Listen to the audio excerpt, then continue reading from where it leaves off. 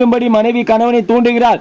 இந்திரன் வசிட்டாரும் தேவரும் சூழ அங்கு வந்து பார்த்து கொண்டு நிற்கின்றனர். ஹரிச்சந்திரன் தன் மனைவியை சந்திரமதியை குனிய வைத்து கழுத்தில் வெட்டுகிறான். அந்த வெட்டு அவள் கழுத்தில் மாலையாக விழுகிறது. நெறியின் அண்ணா என்றானை விடா நிறை இவேகு உளதேல் இறுதி இன்மை பெருக எனின் இவள் இறுதி பெருக என்று வாள் வீசினான் ஹரிச்சந்திரன். வேததன் கழுத்தில் மறுமணத்திட மாலையாய் விழுந்தது அவ்வடிவாள் என்று மாலையாக ஹரிச்சந்திரன் மனைவியான சந்திரமதி கழுத்தில் விழுந்தது.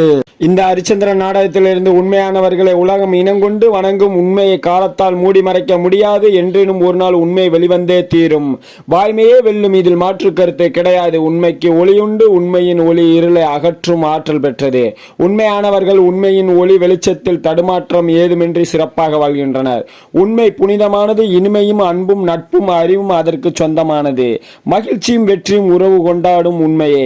துயரமும் துக்கமும் வேதனையும் வெறுப்பும் பகையும் பொறாமையும் உண்மையானவர்களிடம் குடிக்கொள்ளாது.